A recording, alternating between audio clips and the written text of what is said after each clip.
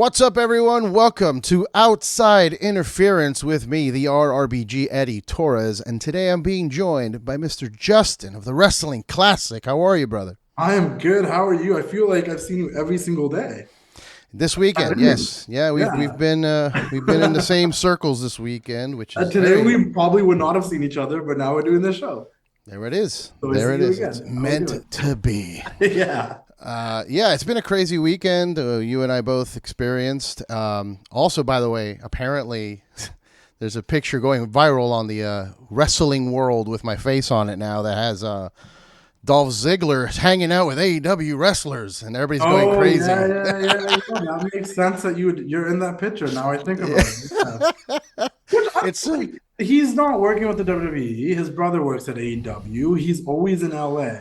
Like, I don't know. People are just. I mean, I listen. Do I think he's heading there personally? Like as a fan? Yeah. Sure. But I mean, how do you guys see? What else do you think? Do you think he's going to go to the NWA or MLW? I don't think anyone's going to the NWA. Yeah, so and Dolph, man, like, yeah. That's cool what's going on. I did see that picture a lot. That's hilarious, dude. Who shared was Big Bill, I think, was the first one to share, and then it just went crazy.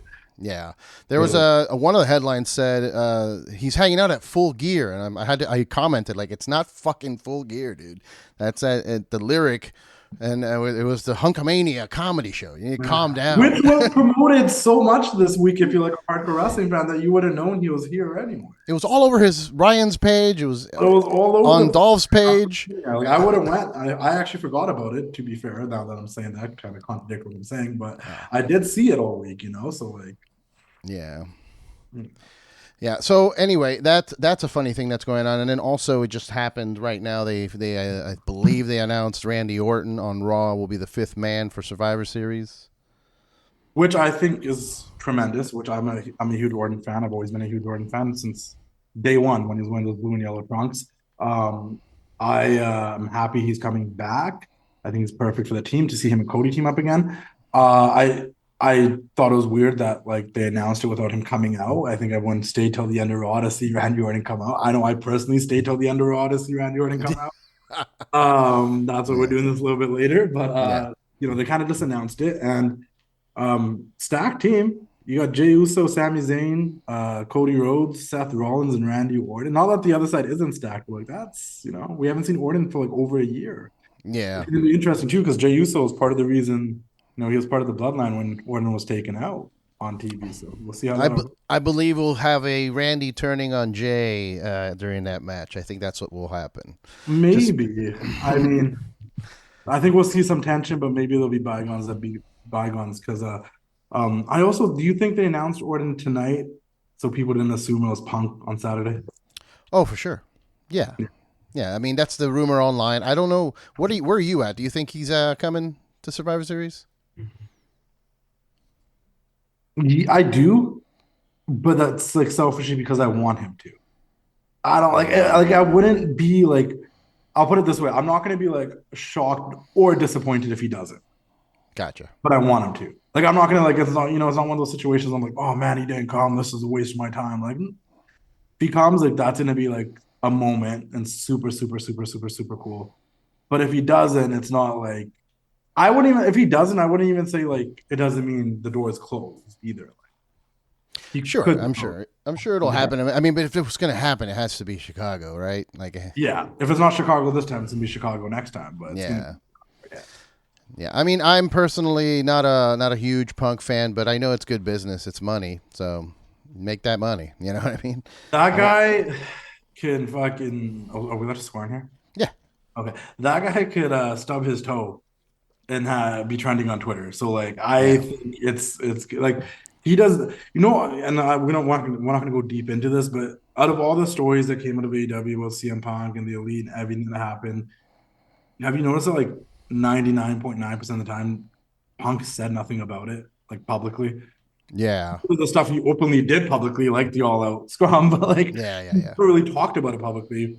But the other side, as well as like the dirt sheets and media, all have all these stories about what happened, but he's never really talked about it. And it tells you how much people like to talk about him without really knowing what happened. I've had some insight I've heard some stories from a lot of different people. Um, and I'm not saying I'm picking either side or anything like that, but I'm just saying like a lot of people have started to dislike him based off of what they've been hearing, but you've never really heard what he's had to say. Right. Yeah, that's true. Yeah, I'm on that boat where, like, both of us know a lot of the brothers, and Yeah. um, I've heard some stuff as well. I'm not going to repeat or say names, but I tend to side with the people that Yeah. the people that I'm brothered up with. So I just also think like overall, because I'm friends with people on both sides, to be honest. Like I actually, yeah, I'm friends with people on both sides. I just think it was a bad, poor working. It just wasn't a good partnership at the end of the day. yeah, yeah, At the end of the day, it just did not mesh well. That's my take on it. And that's fine. yeah. That's fine. Like it just, sometimes you work somewhere. I've had this experience myself where I've worked somewhere and I did not get along with that person at work in terms of like the working environment and our philosophies about how this place should be. And even after the fact, when I've left and I've, reconnected with that person, say like 5 years down the road, we see each other at like a restaurant or something, and now we're like friends.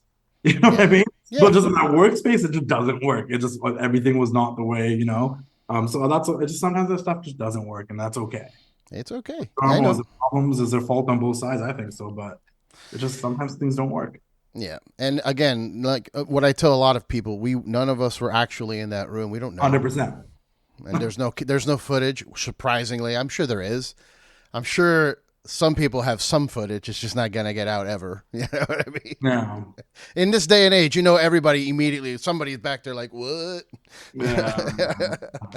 All right. So how was your weekend? If you want to like recap your experience overall, like before we dig into the full gear itself. I had a great weekend. I always say LA is like a second home to me. I mean, my family has a house here. I come here often. I've been coming here often since I was a kid because my aunts and everyone, my mom's sister guys and their family all lives down here. And so when I heard they were coming to LA, I'm like, okay, you know what? I can actually make the trip down there and it'll be a great time. The last time I was in LA was WrestleMania weekend, and I had a great experience that time. I had a great experience this time. Opened my eyes up to a lot of things this year because I didn't travel a lot since 2019. I did go to a couple of AEW shows last year, and WWE came to Vancouver and whatnot. But I didn't really like go as hard as I used to go till this year, I feel like. And I just had a great time reconnecting with people. There's so many people I've seen this year that I have not seen since 2018-19. And you don't realize how much time goes by. Because like the pandemic, the 2020 and 2021 were kind of like write-offs, and the 2022 I didn't really go much places. So like it's been really cool, man. I'll give an example because like the videos on Instagram and everything too. Like that was the first time I've seen Max since 2018 properly. Yeah, yeah, yeah. Like we talk all the time. We text, we DM, we collaborate on some stuff. I'm cool. I've seen his dad and talked to his dad a bit, but most times I've seen Max, it's been like, okay, here's a media scrum. I'm sitting here. I don't have a question to ask. We don't see each other, and we move on with our lives. This was the first time I was like, oh, we have the meet and greet. I'm like, you know what? I hit up his dad. I'm like, yo, I'm gonna come say what's up because I'm like, I always miss the guy. Like, we never see each other, Mm-hmm. and even like I went to Revolution in Orlando in 2022, and like this year, like I chilled with people after the show. I did the same thing there, and he wasn't there then either. So like he wasn't downstairs hanging out and stuff. So that was a cool moment for me. And there's plenty of people that I can talk about that I've got to see this trip that I once gonna have not seen in person for like 2-3 years, and that alone made this trip worth it. And then the shows were great, obviously, but yeah. That's awesome, man. Yeah, I've been a little more active in terms of going out since as soon as they let us, as soon as the pandemic lifted, I'm like just running out of the house. But yeah, like I actually met Max that night, Saturday night, I believe. Yeah, he was there. Sent him a drink over to his table. He like waved me in. So it was a good hang with him, but it was cool hanging with Thunder Rosa. Good seeing Big Cass, who he's become friendly with me since I believe last Hunkamania, maybe, where he came into town to hang with the boys and we ended up getting him a spot at the Comedy Store. Earl ended up getting him a spot at the Third Wheel. and so he can try out his comedy, and he was so naturally good at it. And does he do comedy? Is that the thing? Yeah, dude. Oh, I did not know that. Yeah, man. He came in, he did a set at the Belly Room, and then he did a set at the Third Wheel, and then he's been on every Hunkamania since that experience because he's. I'd love to check that out because and I'm saying this in like the nicest way possible, but like obviously he's been through a lot and he's dealt with a lot of adversity and overcome a lot of things. Mm. And I'm saying this from like even a first-hand experience. I feel like sometimes the best humor comes from people that have stepped into the darkness and stepped out of it. Oh, dude, no, 100%. You have a different perspective of life, and you will make fun of things that people can relate to, but they don't really talk about because you went through it. And I think that's why I think Big Bill would actually be pretty funny because like you make light of life once you go through some dark stuff, and I think that would be great to actually see him live. Yeah, no, I'm hoping they put some of this stuff, the Hunkamania stuff, on a video package of some kind because, yeah, there's a lot of good stuff there, man. He was really naturally funny, and I figured he would be just because of the years of experience being on a mic in front of an audience. Like even though a comedy crowd is different because it's a lot more intimate. They're right in your face, and you have to be funny. Like in pro wrestling, you just got to be big, make some moves, and like people pop, but. And there's so many people. There's so many people. So like, if you find the one person that's reacting to you in a wrestling crowd, like you'll focus on them. In the comedy crowd, you're right. Like sometimes it's darkly lit. You can't really see everybody, but there's like 100, maybe 150 people in there. Like it's a smaller crowd. You hear every sound. If it's dead silent, it's dead silent. And like what I mean? Yeah. Oh yeah, yeah. It's tough. I would be nervous doing it. I wouldn't do it. Yeah. But no, it was a fun weekend. Bill got me tickets to Rampage, and I could have sworn he was ribbing me, man, because when I got the ticket, I'm like, floor? And I was like, right up front. I'm like, this dude wants me to get hit by a wrestler today. Yeah. But I don't know. We're going to talk about it, but if I was concerned about getting hit by anything, it was at that Circle 6 show. I was not at Rampage. Oh, boy. Yeah, we'll talk about Circle 6, too. Because that's what I was more concerned about. Like, whoa. It was a few times. I mean, I saw a dude go like this and like to block a shard, and it hit his head. I'm like, oh, I mean, at one point, you and I were really close to each other upstairs, and the glass was flying upstairs. I was like, I thought I was safe up here. Like, that's nuts. It's nuts, dude. Those Circle 6 shows go hard. But yeah, let's get into the card from Full Gear. Yeah. I missed the Eddie Kingston Jay Lethal match because I was out in the parking lot trying to get in. What did you catch that one? Yeah, it was solid. It was nothing too. It was a solid. It's what you would expect. I mean, I did not see Eddie Kingston losing the belt anytime soon, so I kind of went into it like I didn't do predictions for this show as I usually do. I haven't really properly been on my podcast this year, but if I was making predictions, I would have just predicted Eddie Kingston. It was a good match. It was solid. There's nothing I like bad or good about it that I really recall. It was just like a solid, good wrestling match where I kind of felt like I needed. I mean. There was the interference, right? Well, of course, it's the Team TNA. Yeah. The Team TNA was out there, and Ortiz came out to kind of even the odds for Eddie Kingston to help him out. I guess if no one watched that and listened to this, they probably want to know that part of it. So that's what happened. And Ortiz and helped Kingston even the odds, and then Kingston retained. It was a solid match. Yeah, I heard they're doing. They're uniting now the ROH title with the New Japan Strong title, calling it a Triple Crown title.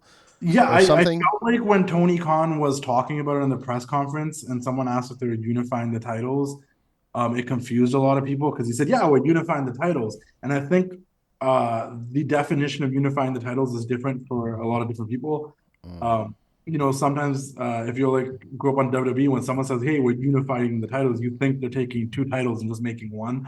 That's not the case. What they're trying to say when Tony Khan says unifying, it's as in like there's still three separate titles and the three separate identities, but they're going to be defended as one. I guess two, because the Continental thing doesn't have a title; it's just a tournament. But in that tournament, Eddie Kingston's also defending. Are they making a Continental Championship? I'm kind of actually. I think they are. I think that I saw. I read that they were, but then when Tony was talking about it, he says you just win the tournament. And I'm like, well, is this a belt or do you win a tournament?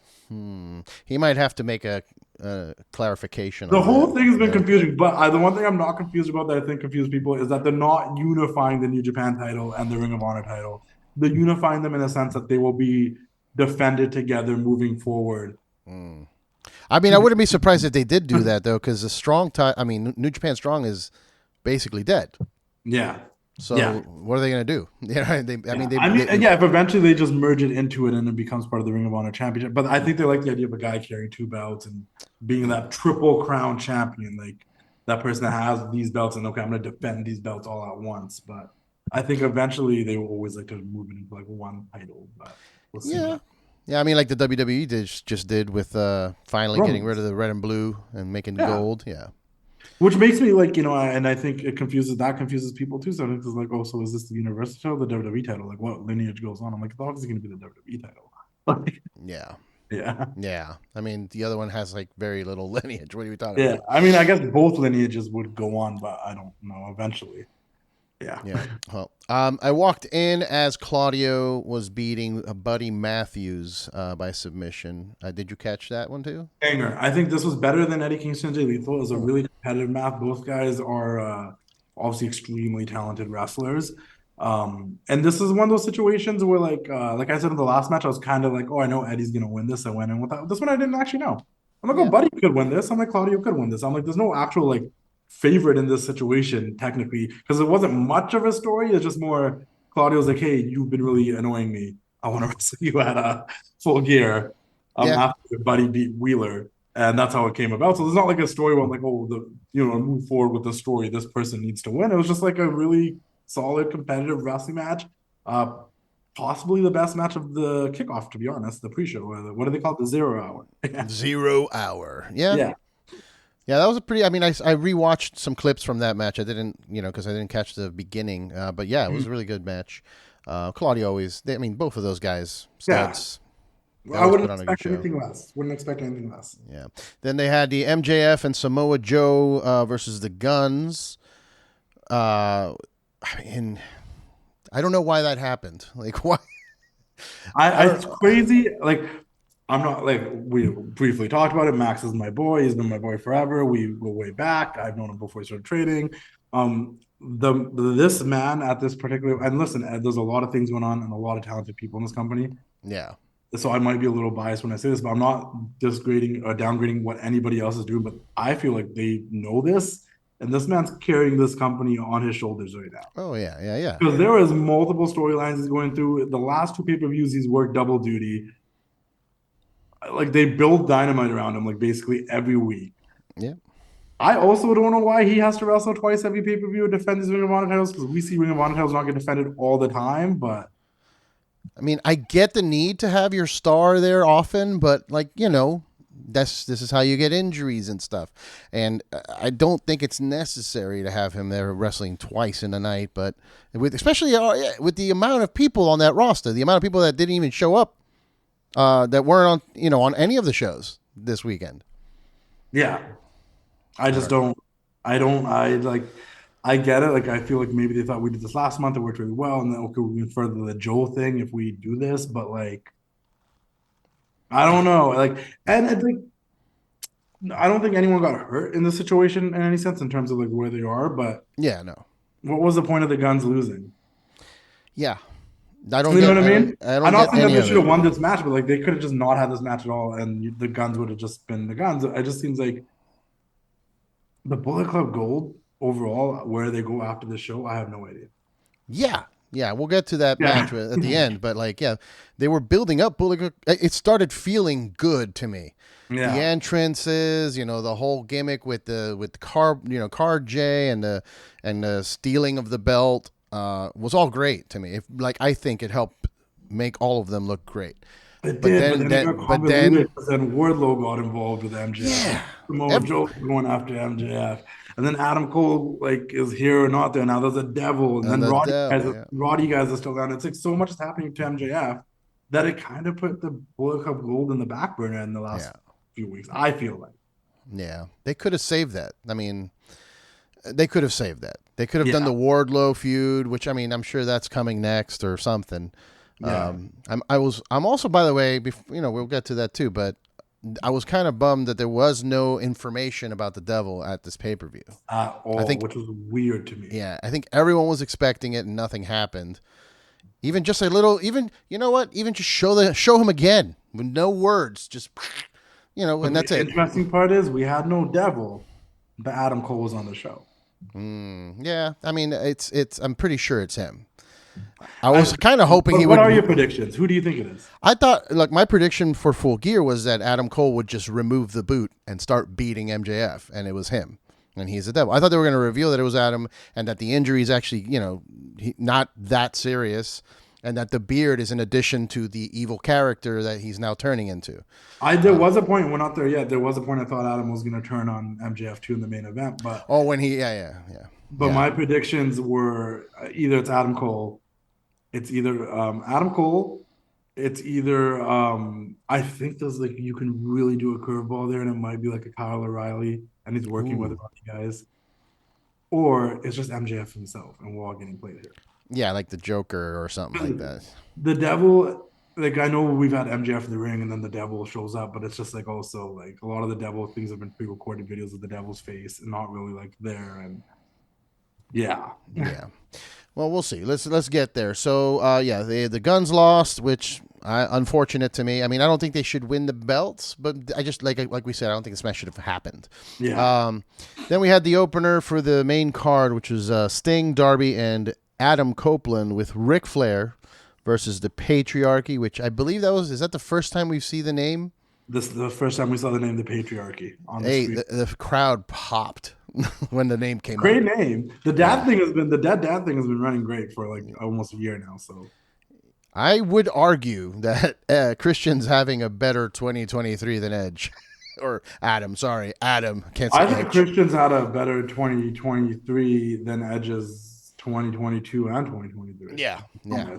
I think Christian's having a better run than Edge has had since he's been back. It's been cool that Edge is back. I think he's had a lot of highlight moments and some solid matches, but the like, and it's crazy because in a regular fan's eyes, Edge will always be the biggest star, but Christian's been doing the better work. Yeah. So like, Yeah, I agree. yeah, So we had the Patriarchy, Christian Cage, Luchasaurus, Nick Wayne. They got defeated. yeah.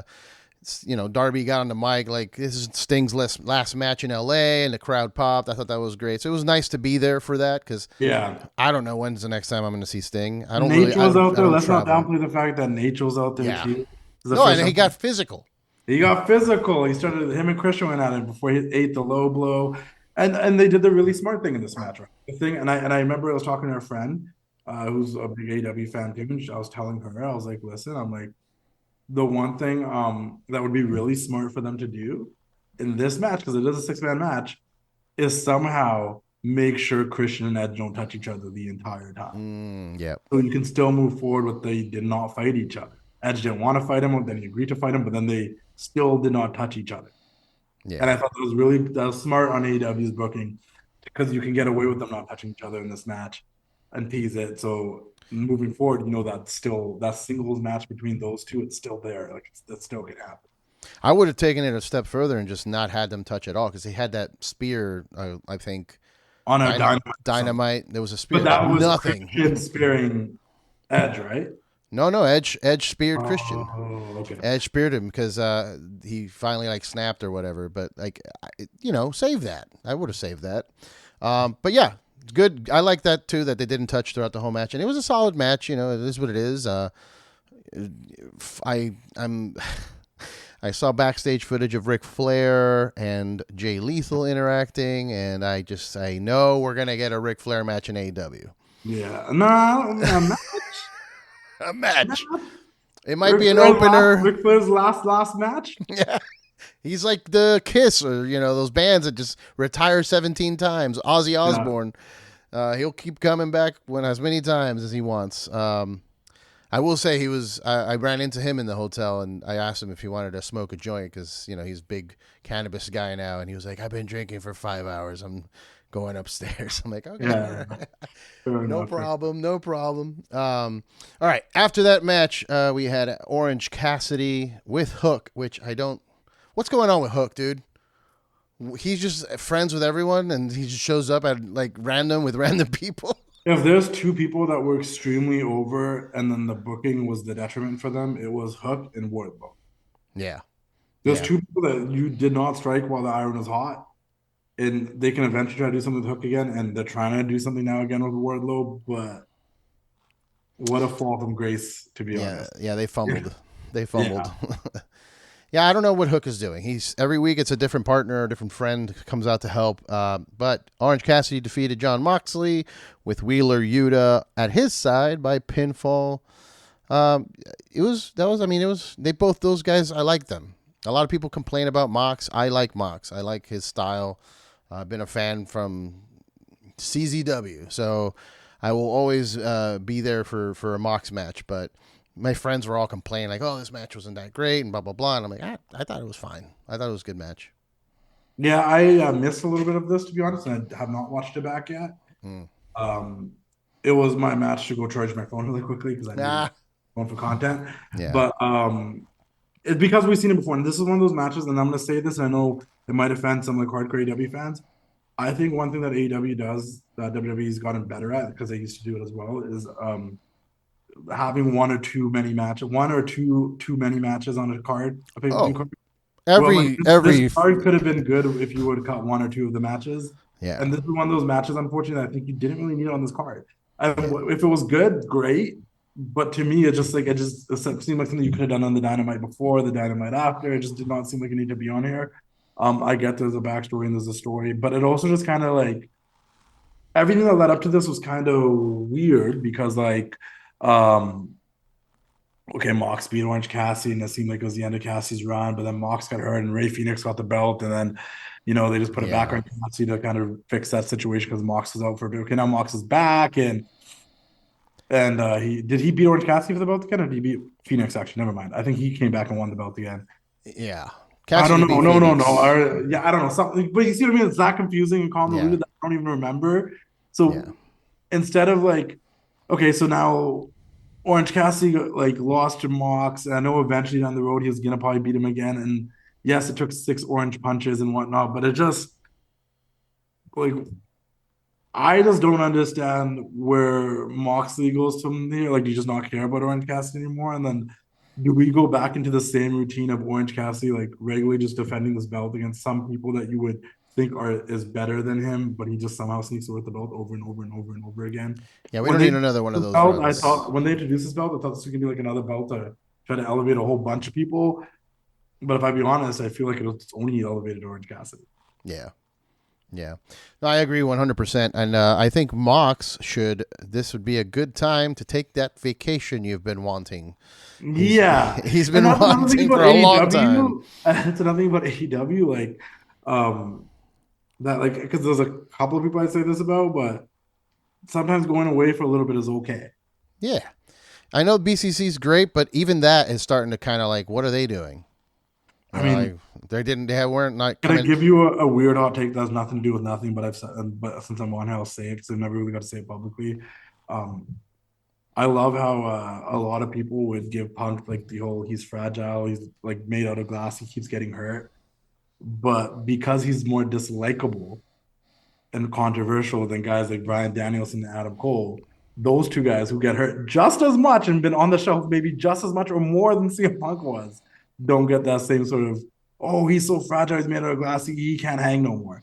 Because Brian and Adam Cole have been injured, if not for longer and more than CM Punk was. I just want to throw that out there. So I when know. you guys say this stuff on the internet and say, "Oh, you're not being biased or picky, or you pick or choose who you like and don't like," you are because you got to be fair to all three of them. They've all been pretty fragile in the AEW runs. Okay. All three of them. Yeah. I'll give you my perspective. Adam Cole, I agree with because, and we've been down the road of Adam getting body shamed and all that. Yeah. It's not about body shaming. It's just if you're going to do the type of stuff you're doing, you need to put some padding on you so that you don't break. Him, I'm with you. Daniel Bryan, though, he has been injured, but look at that what he's been doing. No. Those matches are insane, and I think the reason you can have insane matches, but if that means you're on the shelf for like 4 or 5 months at a time, is it worth it? Well, I think the reason that the comparisons happen is, or not the comparisons, but the lack of attention on Brian Danielson is because he's very likable. Well, that, but also the quality of those matches. The problem with Punk was that a lot of these matches that he had recently, there was a few botches here and there. He was looking a little slow. He was looking a little, and I think that's why people, pile on. They're like, oh, look at him, he's broken. I think there's a little bit. I think Brian's very likable. I think Brian's a likable guy. He's a weird, likable, fun guy, and I think Adam's a likable, fun guy. And they don't really stir the pot a lot controversially, and because of that, they get away with, oh, they're hurt again. Oh, we can't wait for him to come back. Yeah. But realistically, you could easily say that just as like good match, bad match or not, you're having good matches. You can't handle those good matches clearly. Yeah, yeah. And if you can say, oh, there's not botches. If you get smoked in the eye inadvertently by trying to have a good match with someone, that's a botch. You should not be getting in wrestling. When you wrestle, your intention is not to get hurt. Yeah. Yeah. Work so well that you don't get. Some of the best workers never got injured. Bret Hart went almost his whole career to WCW, never injured anybody, nor did he get injured.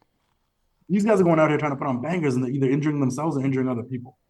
Well, that's the thing. That's the whole modern style of AEW, that it's basically New Japan and like PWG, where it's like everybody doing the craziest shit just for the big pop, and eventually you get hurt because they're not being safe about it. They're trying to be crazy. You know what I mean? So I'm just trying to say, like, if you're trying to say Bryan's isn't as bad because the matches are better, then you're okay with him getting hurt. Basically, you're saying because that's the thing. Having his qualities of matches because he keeps getting hurt.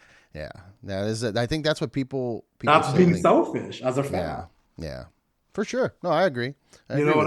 He's gonna come back. He's gonna be in this Continental Classic, probably coming back earlier than he should. Then he's gonna go wrestle Okada in Japan. I'm not gonna bet on him getting an injury or anything. That's I would not do that. But if he gets hurt again, I mean, that's gonna be Okada match is probably gonna be a 60-minute match in Japan. Yeah. He's probably gonna take a few months off after that for sure. And he's done technically. Like we know, and Tony's talked about, like he said. Oh yeah, 2024 contract. He said that Bryan said himself was on a 3-year contract. That doesn't mean he's done. I think he's going to go more into a part-time role after this, like pop up like Wembley's and stuff, but not wrestle like a full-time schedule like Dynamites and everything. Yeah. But he spent most of his 3 years injured. Yeah, that's true. That is true. Yeah. All right. Moving on, we've got Timeless Tony Storm. By the way, and yes, you mentioned, and yes, and I think every AEW card has way too many matches. Yeah. Way too fucking long. All right. Timeless Tony Storm versus Hikaru Shida. And Tony Storm won. I remember that because I got a nice little shot, which, by the way, she reposted. I'm very happy that she saw my picture. That's awesome. No, yeah, but and I took a picture of her with her pose that she does in the ring. But it came out great. The match was fun. I like this gimmick. I just don't. I mean, it has potential to go anywhere because you're creating movies basically. That's what she's doing. So you just make a new silent film about whoever the next feud is, and just keep it going. It's a pretty good idea. It's better than the one she had before when she debuted because it was just, "Hi, I'm Tony Storm." That was it. Yeah. Well, that's the thing, right? I'm a big. I don't know if you've ever listened to my shows or you followed my page or you've talked to me. I'm a big storyline character guy. Like I feel like if you're invested in the story and the characters, it'd be more invested in the matches. And the matches don't even have to be that good. You don't need to injure yourself in matches if you're invested in who you are as a character and or the story. So like, I love this story. I love this character. I love what she's doing. It's unique. It's different. It's not like, hey, I'm Tony Storm, the wrestler. I always say one of the things that always used to be a gripe for me at one point, even in WWE, I was like, hey, we got into this weird era now where like the observer fans and the like rating fans and the good wrestling match fans are like the ones dictating what should be happening in the business. But I'm like, you realize that it's hard to get new fans because nobody knows who these people are. Like if you were to describe to me who AJ Styles is without using his nicknames like Phenomenal or anything, and tell me what AJ Styles' character is, but you can't say he's a good wrestler. What is AJ Styles' character? Oh yeah, country boy. He won't. What is it? Is he though? Nobody wants none. Is he a country boy? Like you can't describe his character, and that was a thing for a while. Like there's a point like 2019 Seth Rollins. If you can't call him by his nicknames to say he's a good wrestler, who was 2019 Seth Rollins, right? And that was the thing with Tony. If you can't say that Tony Storm's a rock star nickname or something and a good wrestler, how are you going to describe Tony Storm to someone that doesn't watch wrestling? Back in the day, you'd be like Stone Cold beer drinking, anti-authority, The Rock. Oh, we talking about third person, cocky. Like you can't describe a lot of these people that are just wrestlers. Yeah. And I think that's the problem. I think this character is great because now you can describe it. She thinks she's some old-timey movie, white and black movie era, silent film era, like actress, Katharine Hepburn type of situation. And it's cool. And I think contrary to what we said about Hook and Wardlow, they saw that something was hot here and they capitalized on it and they put the belt on her because she's the most entertaining part of that division right now, if you would ask me. Not the most entertaining because the other match had a lot of cool stuff going on too with the TBS title work too, but I'm glad they put the belt on her. I hope she has a long reign. This belt has been, we went from like, I think it was Jamie got hurt, then it went to somebody, Tony, then it went to Saraya, then it went to Sheeta, now it's back on Tony. Like, and how many times are you going to put the belt on Sheeta to kind of like transition over to a new champ? Yeah, she's the transitional champion over there. Yeah, so I'm like, let Tony have a good reign. I'm loving the little super fan stuff with Mariah. Obviously, once again, probably a little biased, known her forever. And I like the idea of like, okay, let Tony keep having this reign. Let Tony be cheating and Mariah helping her keep winning this belt, and eventually it comes down to them two, maybe a year from now or something. Because they're building something there clearly, and a little super fan that's maybe trying to manipulate this person to take her spot or something. I think it's cool. I can't wait to see how it plays out. And I think Tony's the right person to be the champion, because you want your champion to be someone that people are invested in and tuning in to see. No disrespect to Sheeta. What is Sheeta's character? It's the same thing. Yeah. Don't think she's a great wrestler. What is Sheeta's character? Yeah, there is no character. She's the transitional champion. You like she's in between. Someone's gonna come up, and if you ask someone that, oh, she's a great wrestler, and that's not a character, guys. Being a great wrestler is not a character. I'm sorry. Having 5-star matches is not a character. Yeah. Not the same thing, but I want to give a little bit of credit to WWE. They seem to be listening into the complaints of no video packages for these new people, and they're giving people video packages, and they're all pretty sick. Fun fact, I don't know when this is coming out, but tonight on Raw, there was 27 women featured on the show. I get it, really? But 27 women. Nice. On Monday Night Raw tonight. Most AEW shows you get one women's segment, maybe two.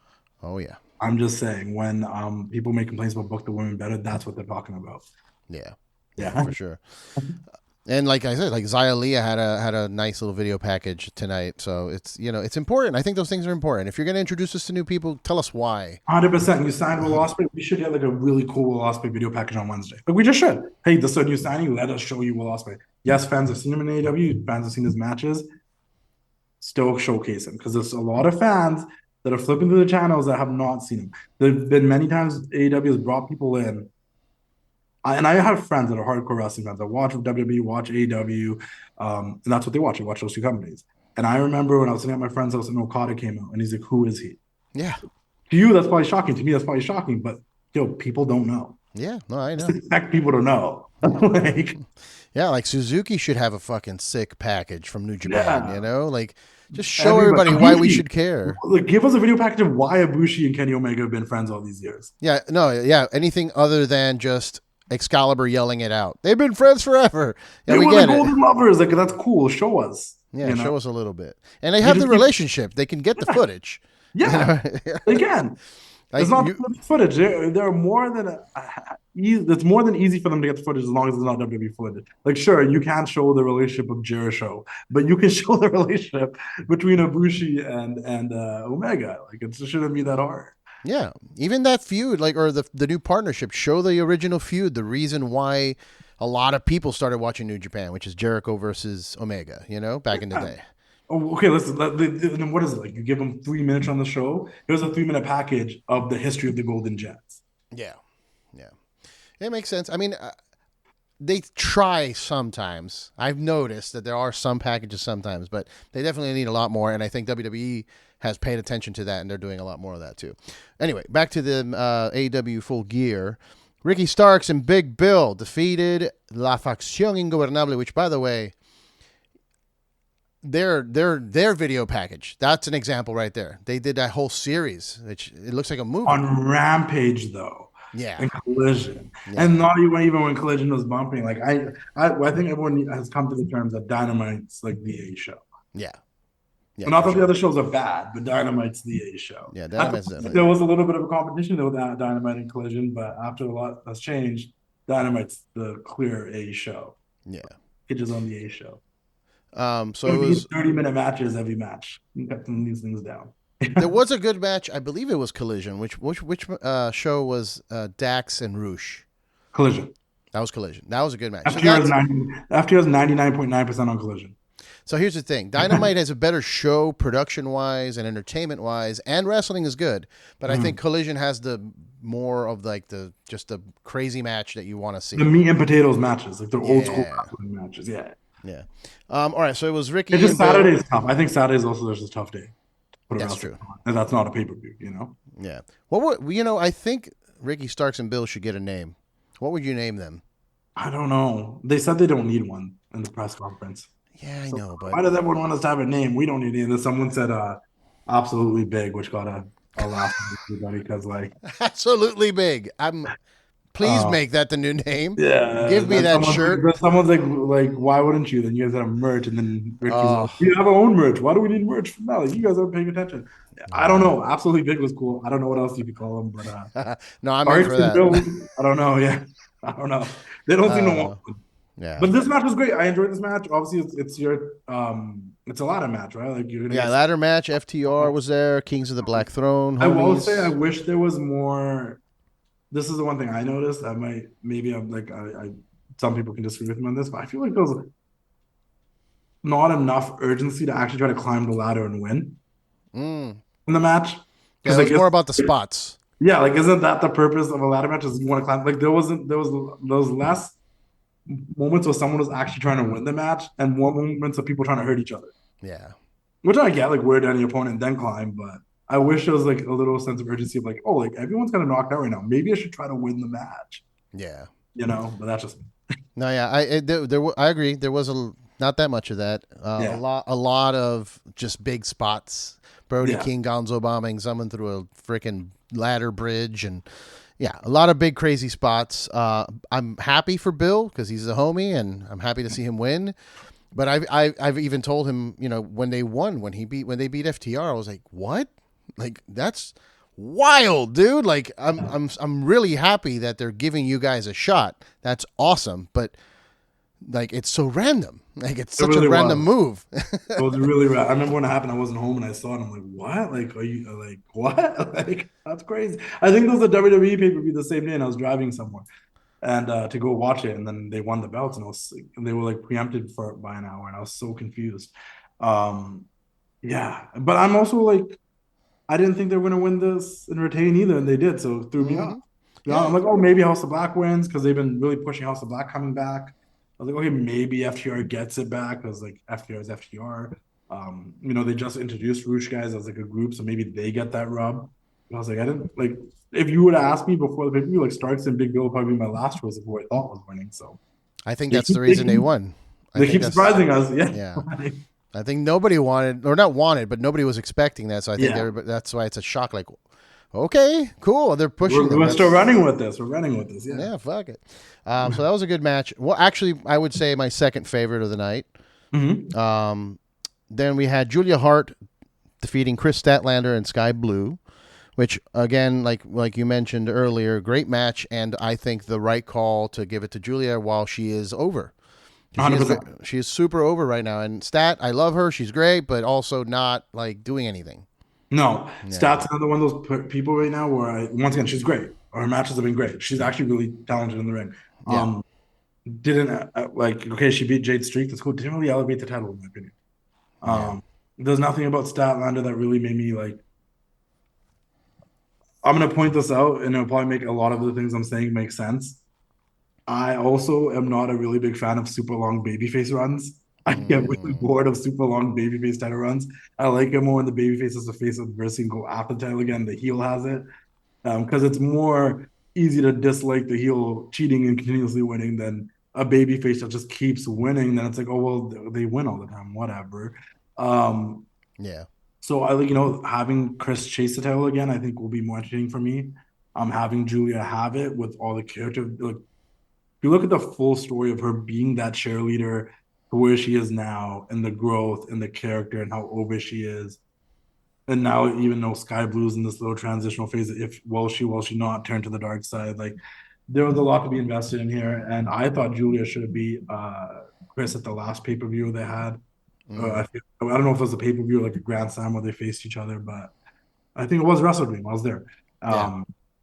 I'm happy Julia won. I think it's super and I think a belt can do two things, right? Either a belt can elevate the person or a person can elevate the belt. I think in Julia's case, it's gonna be a little bit of both because it's gonna elevate her that she's a champion, and she is now officially the youngest champion of any title that they have that AEW's ever had. She's 22 years old and she's a champion. That's the youngest anyone's won a belt in their company. And then two, her character is like a lot of people are so invested in her character that people will be paying attention to that title. And will she keep it? Will she lose it? And I think it's gonna play a big part. And the match was good. Yeah, it's a good match. Statlander, another example of like she went the other way. She went backwards. She had a character, and then dropped the alien thing, and now she's just Chris Statlander. Like, okay. That's the AEW problem is the character. And like, I'm not just dissing AEW because I said this. Like, you look back at 2019, WWE had the same problem. There's a lot of good wrestlers, not a lot of great characters. They've switched that around now. Right now in AEW, there's a lot of great wrestlers, but not a lot of like characters you can genuinely describe. So, yeah. And then after that, my number one match of the night for sure, the Swerve Strickland Adam Page match was out of control. Just insane.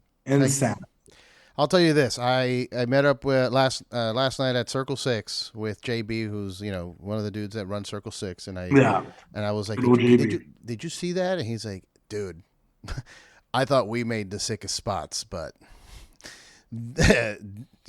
Hangman needs God. Like, what's going on here? Why is he drinking blood and spitting it? Nothing. Like, I've just we both probably watched a lot of wrestling in our lives. This man drinking his blood in 2023 is like nothing we're gonna see anywhere else.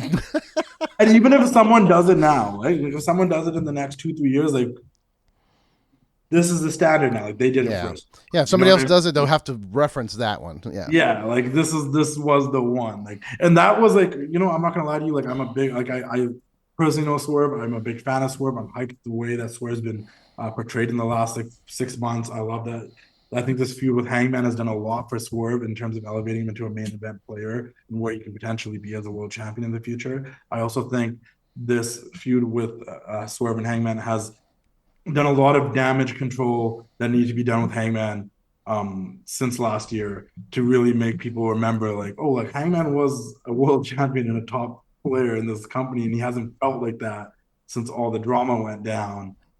But this feud is reminding people, like, oh yeah, Hangman was that guy, and I think that's good. Like, it's a good thing, right? So I think this feud helped elevate both of them. And then when they had the first match, I was like, oh, that was dope. And then they said they're gonna have the second match, and it was gonna be a Texas Death match, and I was kind of like not really like, okay, like it'll probably still be good, but wasn't like the match I was looking forward to the most coming into this show. Right. But I left going like, that's the match I'm probably gonna remember the most leaving this show. Because it was just, these guys went all out. It was complete insanity. The drinking blood, the stapling. Like, I've seen the staple spots before in like independent shows and other places. Yeah. But to do it on this stage and to the extent that they were doing it. Oh, well, Swerve started stapling himself while laughing. I was like, what the fuck? Just insanity. And then the drinking blood took it like to a whole different level. And the noise in that arena when that was happening, like when he started, when people realized what was happening, that place was like, oh, ah! I wouldn't be surprised if people had to walk out, or it was too gross for people, or if it was too much for people. I wouldn't be surprised. But I said that this match is probably gonna be one of those matches, and I'm not comparing it like apples to apples. I'm just comparing it in terms of like what this kind of match will be like. It will be like one of those matches where if you have a friend that or someone that doesn't watch wrestling a lot and likes to call it fake and whatever, you'll show them this, and they'll still be entertained by it because they'll be like, that was the craziest shit I've ever seen. Similar to a Mankind Undertaker Hell in a Cell 98. That's a match you show a non-fan. They're like, okay, well, that was crazy. I feel like this match is in that boat because it's also a bigger stage. Like, it's one thing to show a fan an independent match, and then they're like, oh, look at the production and whatnot. But to see this on a proper production produced at the sold out Kia Forum, like they're gonna be like, that's insane. Yeah, that was a wild one. Like you said, I think it elevated both of them. Like you said, I had forgotten that Hangman was that guy. And I remember, and it made me immediately remember, like, man, he had some fucking killer death matches too while he was champion. So it reminded me of him, he's okay in my book now. And then Yeah. and Swerve, like you said, I've been a fan of his for a long time. Seeing him, I've been lucky and blessed that PCW and PWG in town. Like I get to see them. I got to see him. I saw him and Penta put on a ridiculous match at a freaking like high school gym. It was like Yeah. I've been so. watching Swerve wrestle since like 2017, because I live 2 hours away from Defy, and I had a relationship with him for a bit while I was going to shows frequently, and that's when I actually got to really get to know him. And I don't think any company, like, because he's been in NXT and WWE and now AEW, and even his little first run in AEW, I'll say this personally, I don't think anyone took fully advantage of like what he could do till this feud. So I'm I'm happy for him that he's getting this exposure that like the hit row thing was cool and he did some stuff on IC when they didn't really capitalize of who Swerve could be. Absolutely. Yeah, and it's funny because you think about it. He was the heel of the match, but when the match ended, everybody cheered.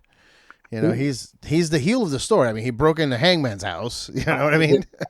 That's the thing right now. And I think that's the most interesting thing about Swerve. He's technically like the anti-hero because you're supposed to dislike him, but a lot of people like him because they just appreciate how good he actually is. Yeah. And it's conflicting, right? Because like the theme song's obviously over. We can't downplay that. The Prince Nana dance is over. The entrance is cool. You want to dance along with it. You know he's good. You know he deserves to be in the spot that he's in right now. So it's hard for you not to root for him. Yeah. And then like I know it's like Swerve's in this really weird position right now. Like you're right, he's supposed to be the bad guy. We're supposed to hate him, but people are like they're behind him. So it's like okay. It's that early Attitude Era shit where Stone Cold 97, 98. Like yeah, it's nuts, and I'm happy for him. Like you said, yeah. I think it's great. I think also I love the entrance because yes, the Nana dance is over, but I love that he isn't dancing. He's walking in killer mode. He's just always so serious, and Nana's dancing, and it's just such a weird. It's a good dynamic. Yeah. And all right, then we got two more matches. The Golden Jets, Jericho and Kenny Omega defeated the Young Bucks, and apparently the Young Bucks, according to Brandon Cutler's social media, are going to take a break from wrestling after this match. I don't know if it's a work. I mean, I'm sure it's probably a work, but they might just take a break. I don't think they were expecting the amount of CM Punk chants they got in their hometown. Yeah, I think like we talked about this earlier. Sometimes the best thing you do for a little bit is go away, and I think that's good for them. Yeah. It could be a work. They could show up again. It could be like this whole like because the one thing that when the Bucks were on the Independents prior to like even BT blowing up and stuff like, and I read their book, so and I know this is true too. Like the best thing they do is pissing people off. Like they're the best when they're dislikable because they're very easy to dislike. Like everything about them when they're going against the grain and going against what everyone thinks was popular, like what wrestling's supposed to be like. That's when they're the best. Like you're supposed to hate them, and I think with AEW it's been such a weird thing because it's like they helped create this company, so there's always been this weird balance of like we're supposed to like them, but we hate them, but we're supposed to like them, but we hate them, and it's like I think this is the best role for them. I think they took some time off. That's fine if they need to. Maybe there's some like lagging injuries or some stuff. I don't know, but I just like. I think this is another one of those matches that didn't need to be on the card. Yeah, no, I agree. I mean, you gotta have them on the pay-per-view somehow, but that match shouldn't have happened. And I think that like listen to the two matches that I said shouldn't be on this card. I said Orange Cassidy and John Moxley didn't have to be on this card, but the debate people would make is well John Moxley. I also think this match need to be on the card, and the debate people would make is well Kenny Omega, Chris Jericho, and the Young Bucks.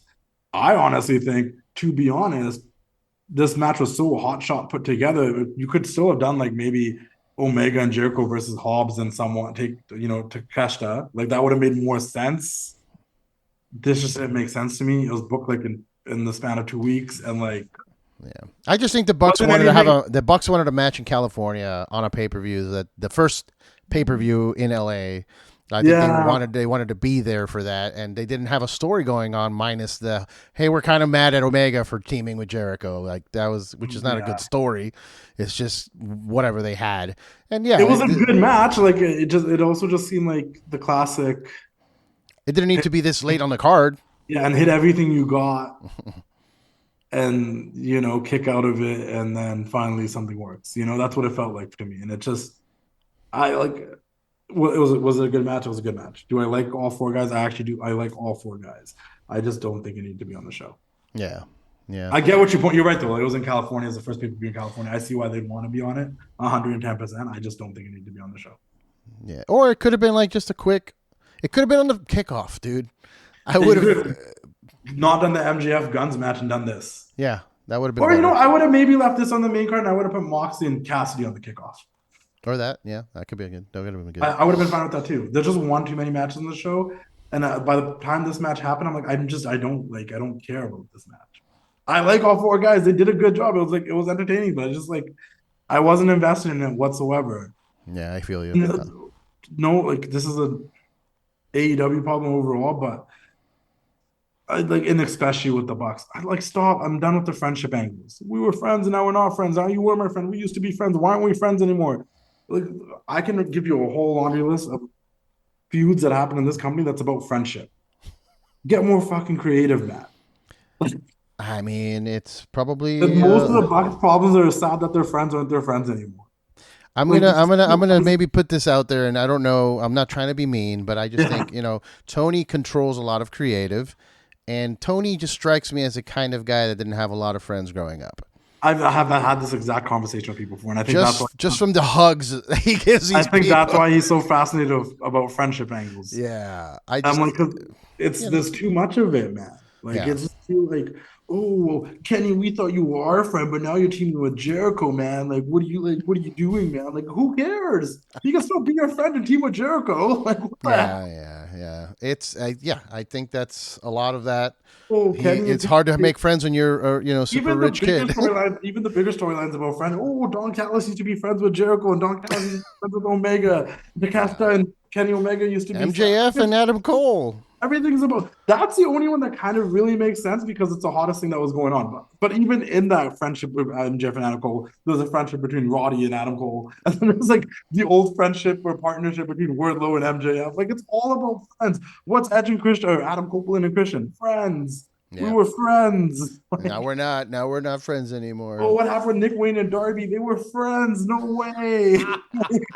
That's crazy. He turned on his friend. So much. What did Julia Hart say? Oh, me and Chris Tallander, once upon a time we were friends, but now Julia went to the dark side. What happened? My goodness. Everything's about friendship. That's true. That's true. I never really pieced it together like that, but yeah, that's it's crazy. The most friendliest company in the world. Everyone's like everyone's just mad at their friends. Is it? You think maybe this is damage control from Tony because of the whole like backstage is combustible, words like people talking about. Maybe that's why I like Swerve and Hangman's feud so much because it actually isn't about friendship. And listen, as much as I love Mariah as a friend, like her storyline with Tony Storm is going to be about friendship eventually. Yeah. Soraya's getting mad at Ruby Soho because they're friends, but now Angela Park is pulling up out of nowhere. Yeah, my friend. I'm losing my friend because she's falling in love. Yeah, the friendship between Daddy Magic and Daniel Garcia is falling apart because he won't stop dancing. No. Everything's about friendship. I don't think you understand. Like how serious I'm being about this. Oh, Marina Shafir invited her friend here. Yeah. Like, what are we doing here? By the way, think about that. After all the things that happened this weekend, that was like a major surprise that also kind of just no one cared. No one cared. Like, oh, Ronda's in ROH. Okay. Sorry. I just saw a man drink someone's blood. That's insane. Yeah, I wasn't surprised. I mean, I had a feeling after the Revolver match that that was going to happen. I was like, they're in town. Yeah, I kept saying, I remember people were like, oh, like, first I was like, is that tag match happening tonight? Because I was confused, right? I'm like, because they teased it, and I'm like, is Ronda coming tonight? And I kept seeing this. I'm like, I don't give a damn about it because it gets stuck in my head and I get all crazy with it. And everyone's like, oh, Justin, stop. Don't say that. She's not coming here. She's not the big sign. I'm like, I feel like she's coming here tonight. And then she did. Yeah. What a weird way to debut her. And I know what Tony said she's not officially signed. It was a handshake deal. They were in town. It was just kind of a thing they agreed on. But so weird. Yeah, I mean, I appreciate that Tony allows some of those things to happen. Yeah. Just like, hey, someone's in town and they don't want to be here, full time or anything. They just want to do a thing, and they do a thing. That's fine. I agree with you. I think that is actually super cool. That is a cool thing. I do appreciate Tony doing that. But on Ring of Honor, Yeah. Well, they got to do something with that brand. That brand is dying so hard. Do you think people are going to sign up to the Honor Club to see Ronda Rousey? No, Because they she can just wasn't watch. They'll like, just listen, watch the I like clip on Ronda, social. I like Ronda Rousey, but she wasn't that popular her last run of the WWE either. And I think this is the problem with Tony right now is he keeps picking up people that, as great as they are and as big as names as they are, were not that great on the last little run. Edge's last little run there for the last year was not that great either. Yeah. And you Yeah. bring him in, and he did not move the needle because WWE saw the future. Like, we can keep you here and we'll use you sporadically and it'll be good because you're a legend in WWE. He's not an AEW legend. So you bringing him here, he doesn't have that legend thing going on for him. He's just here now, part of the roster. And it didn't move the needle. Now you're going to bring Ronda here. A lot of people don't like, and I can tell you from the sitting in that crowd, a lot of people didn't like Ronda. Mm-hmm. So you think people are going to sign up to see Ronda on Ring of Honor? I don't think so. No, And even if they are, they're going to sign up for a month and unsign up because we don't know what you're doing with them. I stayed for Ring of Honor tapings and they're good. the matches are good, but there's I nothing don't going know if on. they're good enough to pay for a subscription. No, they're not. Yeah. They're not. And then finally, the final match, MJF. It was. Can I ask you one thing before we get there because we did kind of gloss over it? Did you think Will Ospreay was the big signing? No. No, that's right. We did gloss over the announcement because it's not on this card I have up. Yeah. Yeah, it was. I was not. I was. A lot of people thought it was Dolph. I had to remind a lot of people, like people at the show, at the Hunkamania show, they were like, "Oh, he's here. Yeah. It's got to be him." And I'm like, "It's not him. He's got to non-compete. It's still active. We still have 30 days." And I doubt WWE is going to do the New Japan thing and just let him sign while he's still under contract. Because that's what threw me off about Will, because as the anticipation was happening and people said Will, it was that whole he's actually still signed with New Japan until February, so I think it wasn't Will. Yeah. Yeah, it also wasn't a surprise. We've seen him have matches. 1 second. No, for sure. Stop it. All right, sorry, my dog. Anyway, yeah, I honestly didn't think Will Ospreay was going to be there just because we've seen him work AEW, and I don't know. I mean, it's a big signing. It is a big signing, and it's cool because, like, yes, like we said, like we've seen him work big match, not even just matches, big matches. Jericho, Kenny Omega, like we've seen him work big matches in AEW. It's a good signing. It's better signing than I would say. It's a better signing than Adam Copeland, to be honest. Yeah. I just it wasn't like too. It wasn't like a because I actually thought it wasn't going to be like unless it was Mercedes. Unless it was Mercedes. That's that what was I thought it was. That's who everyone's biggest prediction was Mercedes, right? Because like you said, a lot of WWE people that were released were had the 90 days thing. Riddle was up in the air because no one really knows if he got released at the same time or not. And then a lot of people said, "Will." I would like they could do something so silly and just like sign Shibata finally and make it a big deal. Then they like teased us with Ronda the night before. They signed Ibushi the Dynamite before, so you're kind of just like, what's going on here? So I thought like, okay, Mercedes, but when Will's music hit, it just seemed like we just saw someone that was like literally just on your TV. Like it's cool, but yeah. Well, I mean, there is a history of AEW kind of flopping the big announcements. They're not to the level of the hype, which is now becoming a problem because every time there's a special announcement, now people just make fun of it. They don't even care anymore. Well, because I feel it sometimes feels like they only say special announcement when they're trying to pull ratings. What was the last one? Like, oh, what's going to start selling all-in tickets? Like that was your big announcement. yeah. Like, hey, big announcement. Make sure hey, the tickets are going to go on sale. Like you could have just tweeted that and done a video package like we talked about the tickets are going to go on sale. We didn't need a big announcement. Like, yeah, it was wild. That was wild. Yeah. But yeah, I mean, congrats to Will Ospreay. I think he was going to do great there, and I think that was the right move over WWE. I think he'll end up going to WWE at some point. I think he'll have a nice run in AEW, and then jump over when that contract's up. I think the selling point, and I know Meltzer kind of talked about this too, was the Wembley show, and I think when he was there, being able to have a big show in your home country that's probably going to be annual is like a big deal. And I think I would not be against. I'll put my money where my mouth is. I think Will Ospreay ends up becoming the AEW World Champion this year at Wembley. Oh, for sure, probably. Yeah, like the upcoming. Yeah, I think that makes sense. Yeah. Yeah. But yeah, MJF. Well, it was supposed to be Adam Cole because MJF got injured. Okay. I'm not against running an angle throughout a pay-per-view that starts at the beginning of the show and goes to the end. I'm totally not against that. But like, how did you feel about the idea that they like, Adam Cole's wrestling tonight and everyone's just okay with this? That's why I thought he was going to turn and just remove the boot and like turn on MJF or something. But yeah, when they said he's coming out with the one leg, I'm like, I don't want to see this. Like, what's the point of this if MJF also has a bum leg? Like, why not just? I don't know. It felt a little weird. They teased that because MJF couldn't compete, that they were just going to grant the title to Jay White. Adam Cole came out this as an defender, but he can't wrestle right now. Technically, that's like the word of, to your point, like they could be ribbing us this entire time. It's not as bad as we think, but he's not going to wrestle. And then he comes like, okay, so you're saying MJF can't wrestle, can't come back and wrestle because he got hurt. But this man that's already hurt, that just had surgery, can. Yeah. Who's the authority figure in this company that is saying this is okay? It was a weird. Make that graphic and show them that graphic of Adam Cole versus Jay White, even though he's got a boot on and he's walking on crutches. We're gonna have this match. Like, who? Like, I understand suspending your disbelief, but that's just wild. Yeah. And if you watch Britt Baker tweet during this show, like you would laugh because she was pointing out the obvious. Like, how does this make any sense? It doesn't. It didn't make any sense. And also, one sentiment that I read online, I agree with. They buried Jay White. A one-legged MJF beat Jay White. And also, like with interference. And also, you would think, right? Like anyone would think. I think everyone would think actually that I'm not very against like this person's hurt. We're gonna work that angle. Like Savage used to do all the time. Like, he's a bad knee, so we're gonna work this. He has a bad knee angle. Like, I'm not against it. Like whatever. But I think all of us can agree like a solid, both healthy MJF and Jay White match would have been great. Mm-hmm. Would have been maybe one of the best matches of the year. It really could have showcased how good Jay White really is. But we didn't get that. We got this, okay, well, MJF is hurt. Now Jay White's trying to beat our already hurt MJF, and he couldn't do it. We're getting into, like, Super Cena territory with MJF right now.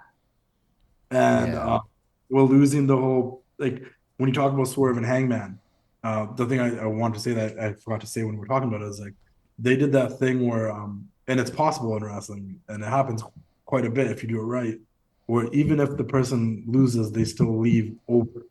Like Hangman lost, but people are still like Hangman's more over than he was when he walked into that match, even though he lost. Yeah. Spitting the blood pictures all over the internet, Yeah. There's an art to losing a match and staying over. And I think they could have done that. And I know for like a lot of AEW purists, they're like, no, Jay White's fine. He's still over. Like, you don't understand. Like, the Bullet Club's okay.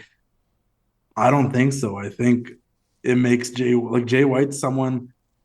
And then once again, maybe they should have done some video packages for Jay White before he came in and all that too. But for like a hardcore fan like myself or yourself, who I watch Wrestle Kingdom every year. I don't watch New Japan that hardcore, but I follow along what's going on there. Like, Jay White was the top guy over there. He had for a long time. Wrestle Kingdom straight. He is a great wrestler. There's a lot of growth with this man. He could be a big star in AEW.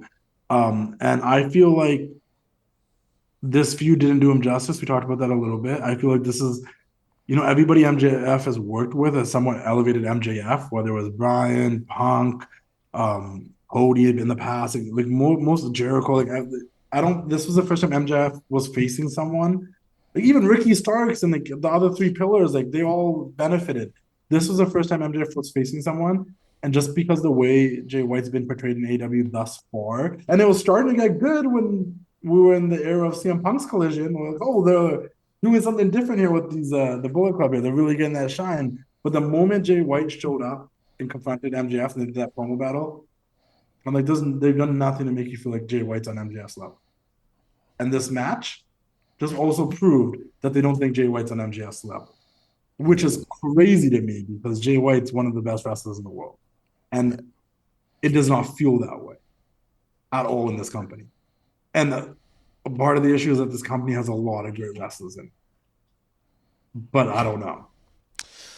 Yeah, there's going to have to be a lot of damage control with Jay White because I do feel that. And what did you do? There's not those many titles. What is he going to go beat? Who's the TNT champion?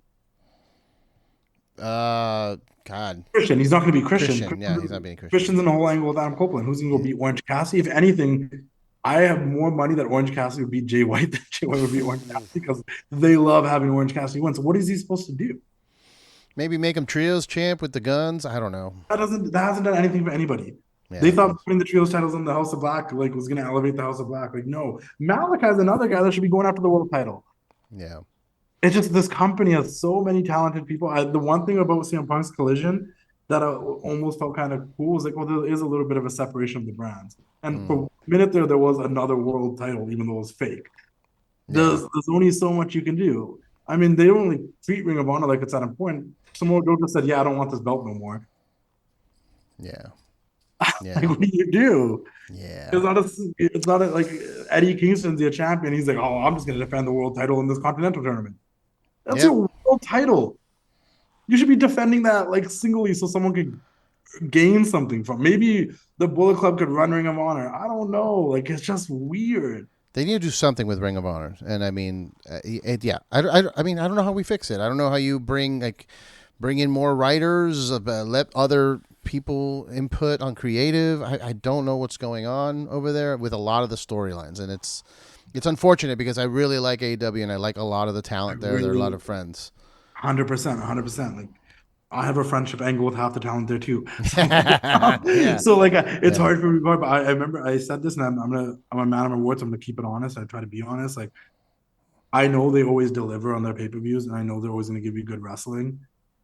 But when it was like a lot of people were like, "Yo, come down for Full Gear, come down for Full Gear." I came into it like I haven't really been that invested in the product. Like, mm, I don't really know if I'm like, but I'm like, it's California. A lot of my friends are on this card. You know, me and Max go way back. Mariah's like, I've known her since she was 18. I'm happy she just debuted. So I'm like, maybe I'll go down to see my friends. I'll go to the show. The show will deliver. And all of that happened. Everything that I wanted to happen. I saw a lot of people I haven't seen for a long time. I saw a lot of friends in person, got to hang out with them. I enjoyed the pay-per-view. It was great. But if I go back to how I feel back home, I still think the product is really confusing right now. And the booking has not been great. And I know they're trying to work on it, but like there's some really good stuff and then there's some really bad stuff. And you can say the same thing about WWE, right? Like WWE's got some really good stuff. Then there's some stuff you're like, they're just trying to fill time, right? yeah, yeah, But it's just the difference with them is they're really good stuff. Like it's coherent and it's proper and you can follow it and you understand what's going on.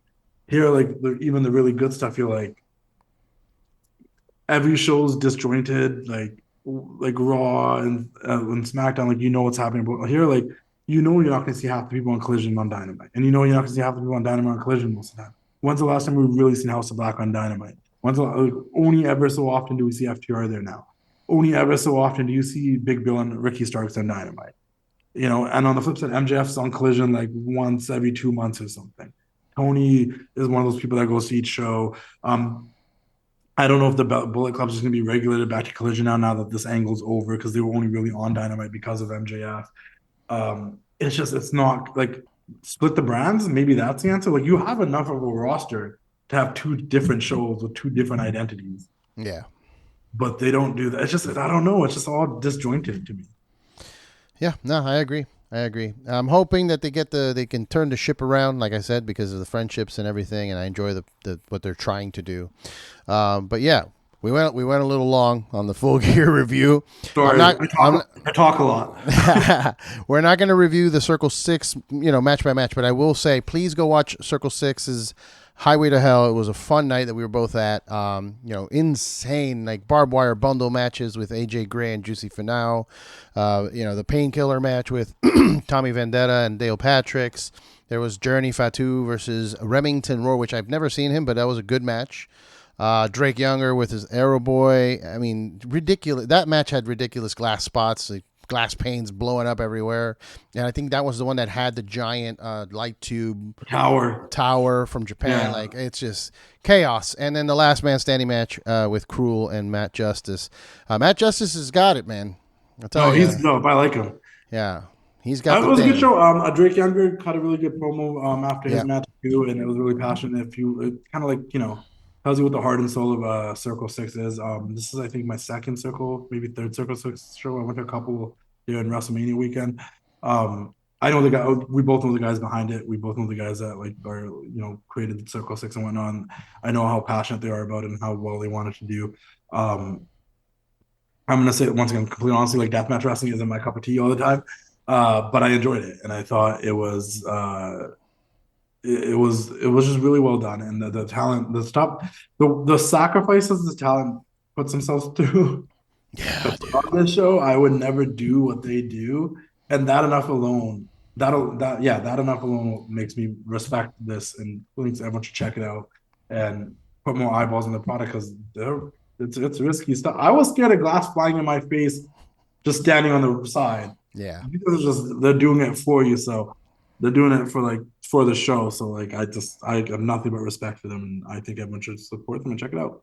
Yeah, man. I was host. I hosted. I've hosted a couple of their matches. Yeah, I did one in Las Vegas, and do some ring announcing, and Gangrel came out and did a barroom blitz, which was insane. Like I I heard don't. about that. I heard about that. It's Yeah, just it's wild what they're doing over there, and yeah, the Drake Younger. That's like another guy that he's polarizing. He's has some things that he said to piss people off, but he's also come out and said he's thought about it. He's open. He's trying to change. He's working with everyone. He's one of the hardest working guys that show up to circles. Like he showed up early to bundle up the light tubes and shit. Like he's putting in the work. And I think everybody deserves a second chance. So he may have said some yeah. stupid You know, shit. I Oh went well. But when a company starts feeling more like a family and everyone's working hard from talent to production to cameramen, and it's most wrestling companies, of course, but like some of the bigger ones lose that plot sometimes and becomes bigger than just that family oriented company. This still feels like that. Like it feels like everyone there is trying their best to give the fans that do show up and do watch it their best because they want it to grow and they believe in Circle Six and they believe in what the message is and what they're trying to present. So I think it goes a lot. Your dollar goes a lot further supporting a company like that is growing than a company that's already established because they yeah, got dollars. I'm not saying stop supporting companies that are already established. I'm gonna be a WWE fan till I die and an AEW fan as long as it exists. I'm just saying it doesn't hurt to help your local independent wrestling, whether it's Circle Six or a different company. Like, go support independent wrestling. Go hmm watch these guys. Go and I'm not gonna call anyone a bandwagon fan because wrestling's a unique beast. I'm not one of those people that's like, I knew that band when they were underground and you guys didn't, so I've been a fan longer. I'll never point fingers that way. But I will say, as someone that has known a lot of wrestlers that are doing big things now since they were on the independents, it's a really cool feeling to know that you followed their journey since then. And a lot of those wrestlers remember that. Half the yeah, reason I'm allowed to go to certain things like you and I were hanging out at hotels today with this weekend with the rest and stuff, at these industry situations is because we've known a lot of them before they did break out and become big stars. And they recognize that and they appreciate that more than, not that they don't appreciate the fans that come later. It's just that there's a different camaraderie when oh you've yeah, been following them for a longer period of time. Like, oh, I remember you, man. Like you were buying my t-shirts when I was trying to slang them out of the back of my car for $20 yeah. and now you're supporting me when I'm here. And they don't forget. I don't forget the people that supported me when I started my Instagram page, to be honest. You know what I mean? So it's like it goes a long way. Go support your local independent wrestling. Yep. Stars of Yep, I agree. That's one of the reasons I fell in love with pro wrestling again. I have said this story many times on the show, but I stepped away for a while after Stone Cold retired, and I came back because of like smaller independent shows. I was like, this is insane, and then it just kind of it go the journey, yeah, and it goes for everything: music, comedy. Go see the shitty local shows because you don't know if that person's going to be in an arena opening up for Chappelle later or something. You don't yeah. know any of that. You It's don't crazy. know. You never know who's gonna break out, and they remember the ones that were with them at the beginning. Trust me, like that's the reason why I have the relationship with a lot of the wrestlers I have is because I've been there for a lot of the beginnings of their journeys and been able to give them exposure through my platform. And independent wrestling is the true alternative. AEW was born out of independent wrestling. It was born out of the success of PWG and what was going on in Ring of Honor and stuff. And now it's a bigger situation. It's no longer an independent company. It's a little bit more sports entertainment than they'd like to admit. But Yeah, uh, now it's been 4 years in, and we've gone back to where independent really is the true alternative to any wrestling you see on television. absolutely, man. Well, dude, Justin, thank you so much for joining me tonight to talk about Full Gear and this crazy weekend we've all had. I'm gonna I might skip SmackDown this week just because I think I've had enough. Are they in town here? Are they in town here? No. Oh, okay. No. I'm just saying, like, I think I need a break actually, I'm gonna wait till Survivor Series. I think that's the next thing. I barely watched Raw today. I just, once again, as an Orton fan, I was just waiting for that, but I feel you, man. Yeah, but let everybody know. I'm sure everybody that's watching this already knows, but let everybody know where to follow you and all that stuff. Yeah, if you guys haven't heard of the me, I completely understand. You guys can follow me at the Wrestling Classic on Instagram. I do a lot of interviews and called Casual Conversations. You can find on my YouTube page and also wherever you listen to podcasts by searching TWC Show. This year's been a banner year. I've been able to interview Stone Cold Steve Austin, Bret the Hitman Hart, Chris Jericho, Trish Stratus. It's just none of these were planned like properly. Like it's been a killer year, but there's a bunch of great interviews in the archives. Like I said, if you I've heard interviews with Swerve when he was back in the Independence as the Bollywood Boys, like 2 interviews with MJF in 2015-17 when he was just coming up, interviews with the newest AEW edition, Mariah May from 2020 and 2021. The archives is full of good stuff, so make sure you guys check out the YouTube channel and the TWC Show. Follow me at the Wrestling Classic. I write articles for 1:37 p.m. I do a whole bunch of other stuff. You click the link in my bio, it'll show you everything. Just, the Wrestling Classic is like the main hub on Instagram. Heck yeah, man. Yeah, you got like 600,000 plus on Instagram, dude. Yeah. You're getting close to 1 million soon. It's crazy. It's a bit of downhill, but I couldn't be more grateful for all the opportunities. I made this page by accident. My ex-girlfriend on Instagram and made a wrestling page, and what I've been able to turn to and what I've been able to do to help others and just what I've just been able to make my own childhood dreams come true has been insane. Like I never thought a day would ever exist where I'm sharing a beer with Stone Cold Steve Austin and I'm interviewing him. Like why? Yeah, dude. That's wild. Cool. You know what I mean? So chase your dreams, kids. Do things. Just try. Start. Absolutely. Just start. That's how I did it too, man. 100%. That's the advice I give a lot of people. Just start. It's going to be asked at the beginning, but it'll get better as long as you just keep going. Yeah. Now, I know I'm pretty sure I'll get some new eyes on this one because of you. So please follow Outside Interference Show on Instagram for all the wrestling podcasts. You can also follow me at RRBG Podcast, where it was mostly music, but there are some really cool wrestlers there. Jeff Cobb and, Barnett's been on, a lot of Bloodsport boys because those are the boys. But yeah, wrestling there, RRBG Podcast. I have a comedy show November 29th at Knucklehead in Hollywood, the home of Circle 6, that Ryan Nemeth will be on. So if you're a wrestling fan, come hang out with Ryan Nemeth. He'll be on my show, along with Rick Thorne, who's a BMX legend, and Jay Washington, an actor. Like I'm trying to put on. Jay Washington's a great guy. Yeah, dude. I'm trying to put on some underground stuff too, and like I said, like the last riffs. What I mentioned, Chris Riggins was my headliner for my last show, and he's now opening for Dave Chappelle. So that's crazy. Come hang out at our shows. It's the same Circle 6 underground vibe, but in comedy. November 29th. Tickets are available. We're gonna wrap this up. I know, but now I'm just curious. Who's the biggest musician you've interviewed? It has to be Brandon Boyd from Incubus, maybe. That's cool. I mean, I've had Mastodon on. I've had dudes from Nine Inch Nails on. That's cool. You guys should check out his music interviews too. I love music.